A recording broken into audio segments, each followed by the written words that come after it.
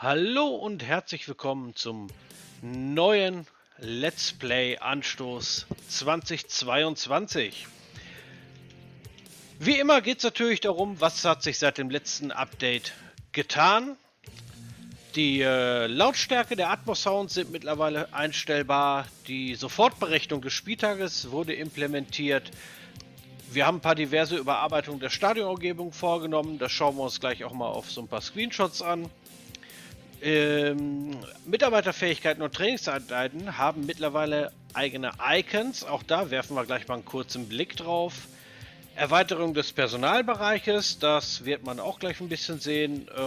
Da haben wir unter anderem Möglichkeiten, jetzt Mitarbeiter neu einzustellen, zu verlängern, Mitarbeiter zu entlassen und so weiter. Der Statistikbereich wurde auch ausgebaut. Auch da habe ich gleich ein paar schöne Screenshots für euch.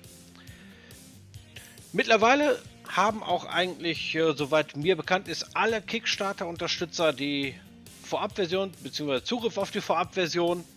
Sollte da irgendjemand noch Bedarf haben und sagt, hier Mensch, ich müsste die eigentlich bekommen haben, ist aber nichts bei mir angekommen, gerne kurz eine Mail schreiben an sven.otto@tutainment.com oder mir kurz auf dem Discord-Server Bescheid geben, dann kriegen wir das auch noch hin. Und natürlich wurde auch weiterhin diverses Bugfixing betrieben. Ja, woran wird aktuell gearbeitet? Der eine oder andere hat es wahrscheinlich schon mitbekommen. 3D-Szenen, 3D-Modus. Ja, wir arbeiten da an was. Ich zeige euch gleich mal kurz einen Ausblick. Da kommt noch was. Da implementieren wir gerade das Ganze und schauen uns an, wie das am besten funktionieren könnte. Die Integration der U23, sprich der zweiten Mannschaft, ist in Arbeit, genauso wie der Jugendbereich. Auch der private Bereich ist momentan in Entwicklung. Genauso wie die Überarbeitung und Erweiterung des Kalenders. Da habe ich letztes Mal schon einen Screenshot gezeigt, den zeige ich gleich nochmal und sagte noch ein, zwei Sätze dazu vielleicht. Das Statistikmenü wird natürlich noch weiterhin erweitert, umfangreicher. Die Morph-Gesichter sind momentan in Bearbeitung, genauso wie mehr und weitere Spielergesichter international. Gibt ja auch asiatische Spieler, Südamerikaner oder Südafrikaner, ganz unterschiedlich. Da haben wir schon mal so ein bisschen was gezeigt. Da sind wir momentan dabei, das auch mit einzubauen. Der Spielmodus echte Managerkarriere ist in Entwicklung, wo ich dann ganz klassisch ein paar Angebote vom Verein bekomme und mir den besten Vertrag aushandeln kann bei der Mannschaft, wo ich dann gerne hin möchte. Wir erstellen momentan noch diverse fehlende Screens, unter anderem für das ein oder andere Pop-up-Fenster. Auch da geht es immer noch weiter. Die Datenbankstruktur ist natürlich immer noch ein Thema. Da sind wir schon ein gutes Stück vorangeschritten, aber da geht es natürlich immer weiter. Das sind ganz viele Kleinigkeiten, die noch erledigt werden müssen. Zudem unter anderem auch mittlerweile natürlich die Ligensysteme, Pokalsysteme und die Auf- und Abstiegsregelungen. Also man sieht viel in Arbeit. Kommen wir mal zu so ein paar Screenshots. Schauen wir uns mal an das Thema U23, wo ich den Kader sehe, die Trainingsschwerpunkte festlegen kann, Spielsystem und Aufstellung. Ich kann zum Beispiel sagen, wie erste Mannschaft oder ein anderes Spielsystem benutzen und auch so ein paar Vorgaben für die Aufstellung machen, was denn der zweite Mannschaftstrainer bzw. der Trainer der U23 so beachten soll.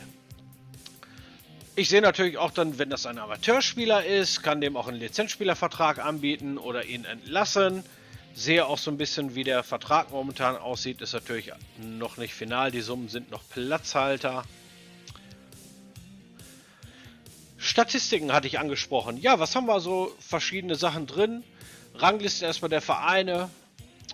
Größe der Stadien, Finanzkraft, welche Kadergröße, Durchschnittsalter, Marktwerte und so weiter. Das Ganze wird es natürlich auch für Spieler geben, auch eine 5-Jahres-Wertung und eine ewige Tabelle. Rekorde natürlich, Titelträger international, wer ist wie oft Meister geworden, Pokalsieger, Champions League und so weiter. Da gibt es auch wieder Punkte für. Ja, Historie. Wer waren die letzten Meister? Düsseldorf, wunderbar. Bremen auch mal ein paar Mal Meister, ist natürlich noch nicht mit Originaldaten gefüllt. Das passiert aber sicherlich zu späterem Zeitpunkt auch noch. Auch Pokalsieger der letzten Jahre samt Ergebnis aus den unterschiedlichen Ländern. Dann hat Vereinsführung, die Vorstandsseite hat es auch mittlerweile in einer ersten Version ins Spiel geschafft, wo ich sehe, wie ist denn das Vorstandsvertrauen momentan, meine Saisonziele, Vereinsvermögen, Lizenzvorgaben etc. Personal hatte ich schon angesprochen, das Mitarbeiterdatenblatt als Beispiel, wo ich sehen kann, okay, der möchte seinen Vertrag verlängern oder nicht. Ich kann ihn auch kündigen. Hier sehe ich auch so die ersten Mitarbeiter-Icons oder die Icons der Mitarbeiterfähigkeiten. Das sind zum Beispiel Icons für Trainingseinheiten, wo man hier sieht, leichte Kondition, Dribbling, Standardsituationen, Flügelspielen, Motivationsübungen etc. Und auch für die Spielereigenschaften, ob es ein fairer Spieler ist, Trainingsfoul, Publikumsliebling und so weiter. Da wird es natürlich noch einige mehr geben. Nur ein kurzer Einblick. Ja, Thema Kalender. Den Screenshot hatte ich letztes Mal schon mit drin, wo man sieht, dass natürlich da sich noch was tut. Hier ist das Wetter momentan zum Beispiel nicht drin. Da sind wir momentan auch so ein bisschen am Schauen, wie kann man was am besten machen. Aber man sieht, durch das Plus werde ich dann auch irgendwann natürlich in Zukunft Dinge wie Freundschaftsspiele, Turniere vereinbaren können, hinzufügen. Das geht natürlich dann auch.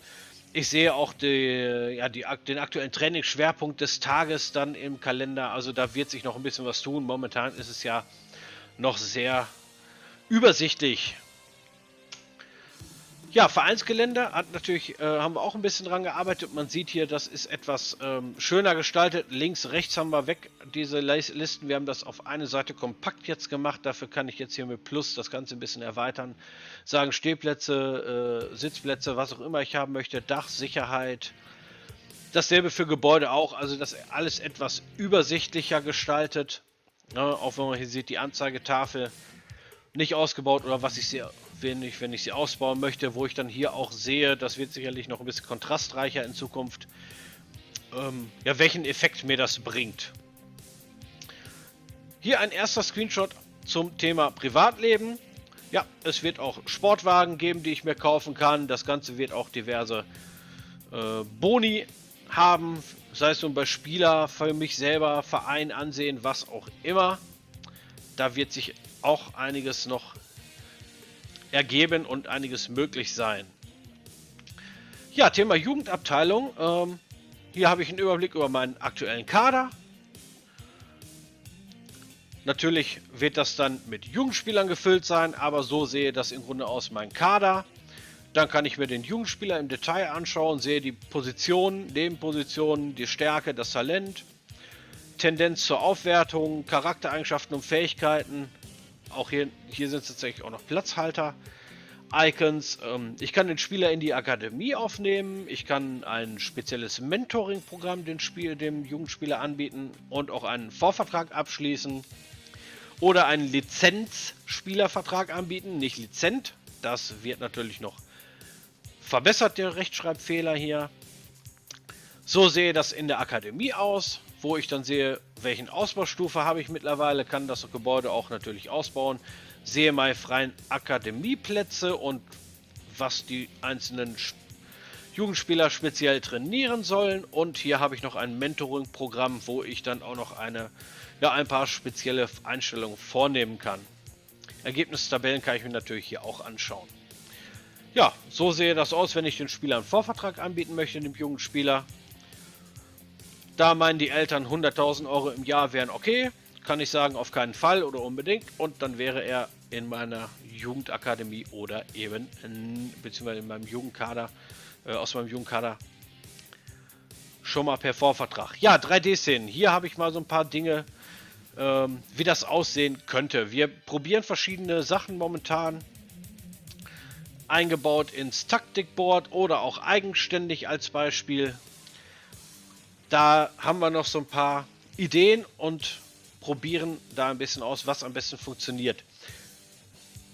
Und zu dem Thema, ganz wichtig, schon mal vormerken, YouTube, der nächste Livestream, Anschluss Live 2, mit ersten Infos zum 3D-Modus. Da wird es auch ein paar Bewegtszenen geben, ein paar Bewegtbilder. Wir beantworten wieder eure Fragen. Der Ronny wird wieder dabei sein. Der Christian von Toplitz höchstwahrscheinlich auch. Das Ganze am Montag, 4.7.20 Uhr. Anstoß live auf YouTube. Wie gesagt, Thema 3D-Modus, erste Bewegtszenen werden sein. Und wir werden sicherlich auch ein paar weitere Infos dazu mitbringen. Ja, ansonsten, wenn ihr Fragen habt, Anregungen, Kritik, Wünsche, was auch immer, ab in die Kommentare, besucht uns auf dem Discord-Server. Ansonsten bleibt sportlich, abonniert den Kanal, dann verpasst ihr kein Video mehr, kriegt sofort Infos, wenn es neue Videos gibt oder Livestreams.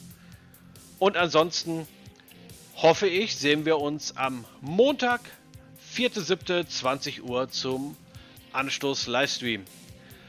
Bis dahin, macht's gut.